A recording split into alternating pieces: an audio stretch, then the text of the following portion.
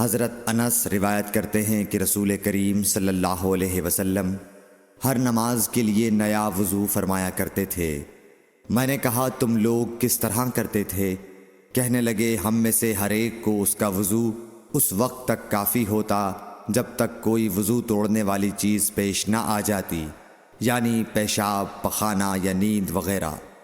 صحیح بخاری حدیث نمبر 214۔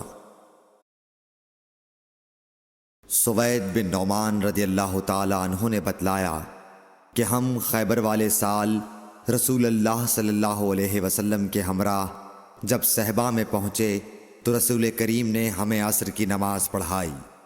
جب نماز پڑھ چکے تو آپ نے کھانے منگوائے، مگر کھانے میں صرف ستو ہی لایا گیا، سو ہم نے اس کو کھایا اور پیا۔ پھر رسول کریم صلی اللہ علیہ وسلم مغرب کی نماز کے لیے کھڑے ہو گئے تو آپ نے کلی کی، پھر ہمیں مغرب کی نماز پڑھائی اور نیا وضو نہیں کیا۔ صحیح بخاری حدیث نمبر 215۔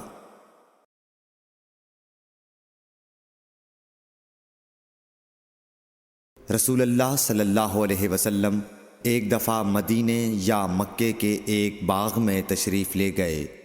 وہاں آپ نے دو شخصوں کی آواز سنی جنہیں ان کی قبروں میں عذاب کیا جا رہا تھا۔ آپ صلی اللہ علیہ وسلم نے فرمایا کہ ان پر عذاب ہو رہا ہے اور کسی بڑے گناہ کی وجہ سے نہیں۔ پھر آپ صلی اللہ علیہ وسلم نے فرمایا بات یہ ہے کہ ایک شخص ان میں سے پیشاب کے چھینٹوں سے بچنے کا اہتمام نہیں کرتا تھا اور دوسرا شخص چغل خوری کیا کرتا تھا۔ پھر آپ صلی اللہ علیہ وسلم نے کھجور کی ایک ڈالی منگوائی اور اس کو توڑ کر دو ٹکڑے کیا اور ان میں سے ایک ایک ٹکڑا ہر ایک کی قبر پر رکھ دیا۔ لوگوں نے آپ صلی اللہ علیہ وسلم سے پوچھا کہ یا رسول اللہ یہ آپ نے کیوں کیا؟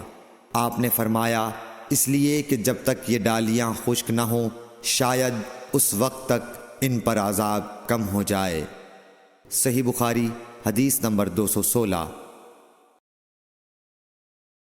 انس بن مالک رضی اللہ تعالی عنہ روایت کرتے ہیں کہ رسول کریم صلی اللہ علیہ وسلم جب رفع حاجت کے لیے باہر تشریف لے جاتے تو میں آپ کے پاس پانی لاتا، آپ اس سے استنجا فرماتے۔ صحیح بخاری حدیث نمبر 217۔ ایک مرتبہ رسول اللہ صلی اللہ علیہ وسلم دو قبروں پر گزرے تو آپ نے فرمایا کہ ان دونوں قبر والوں کو عذاب دیا جا رہا ہے اور کسی بڑے گناہ پر نہیں۔ ایک تو ان میں سے پیشاب سے احتیاط نہیں کرتا تھا اور دوسرا چغل خوری کیا کرتا تھا۔ پھر آپ صلی اللہ علیہ وسلم نے ایک ہری ٹہنی لے کر بیچ سے اس کے دو ٹکڑے کیے اور ہر ایک قبر پر ایک ٹکڑا گاڑ دیا۔ لوگوں نے پوچھا کہ یا رسول اللہ آپ نے ایسا کیوں کیا؟ آپ نے فرمایا شاید جب تک یہ ٹہنیاں خشک نہ ہوں ان پر عذاب میں کچھ تخفیف رہے۔ صحیح بخاری حدیث نمبر 218۔